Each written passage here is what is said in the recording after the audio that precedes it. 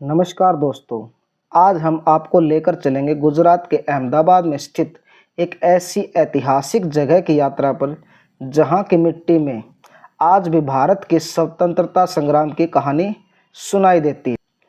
यह जगह है साबरमती आश्रम, जिसे हम गांधी आश्रम के नाम से भी जानते हैं।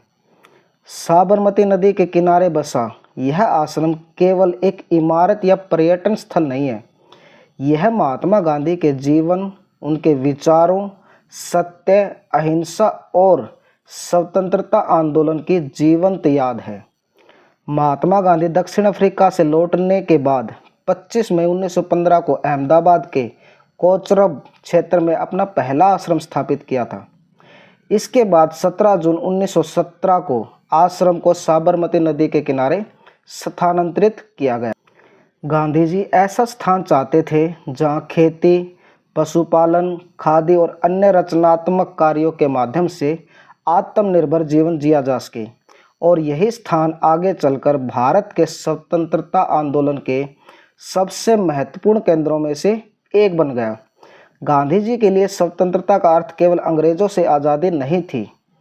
वे चाहते थे कि भारत का प्रत्येक व्यक्ति आत्मनिर्भर बने, श्रम का सम्मान करे और सत्य और अहिंसा के मार्ग पर आगे चले।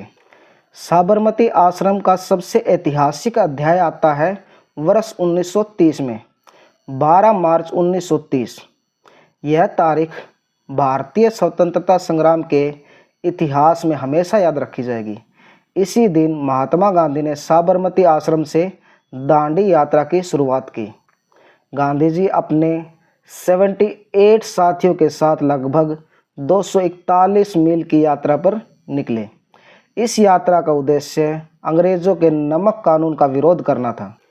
नमक जैसी साधारण चीज़ पर भी अंग्रेजों का कानून भारतीयों के लिए अन्याय का प्रतीक बन चुका था। गांधी जी ने अहिंसा और सत्याग्रह के माध्यम से इस अन्याय को चुनौती दी, और देखते ही देखते यह आंदोलन पूरे भारत में फैल गया। दांडी यात्रा पर निकलते समय गांधी जी ने संकल्प लिया था कि जब तक भारत स्वतंत्रता नहीं पा लेता, वे साबरमती आश्रम नहीं लौटेंगे। भारत 15 अगस्त 1947 को स्वतंत्र तो हुआ, लेकिन गांधी जी फिर भी इस आश्रम में कभी नहीं लौटे। आज जब कोई व्यक्ति साबरमती आश्रम में जाता है तो उसे केवल पुरानी इमारतें नहीं दिखाई देती, उसे दिखाई देती है एक सोच जिसने लाखों भारतीयों को स्वतंत्रता के संघर्ष से जोड़ दिया।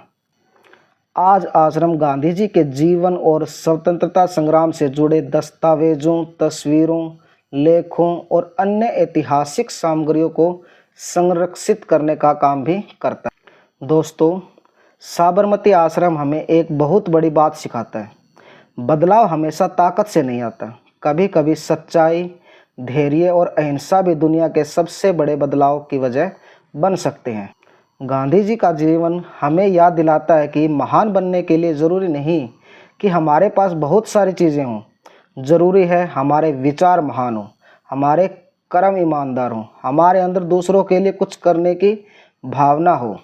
आज साबरमती आश्रम एक ऐतिहासिक स्थान होने के साथ साथ अपने आने वाली पीढ़ियों के लिए भी प्रेरणा का एक केंद्र है। तो आप जब भी अहमदाबाद आएँ तो साबरमती के कुछ पल वहाँ पर बिताइए, शांत वातावरण को महसूस कीजिए।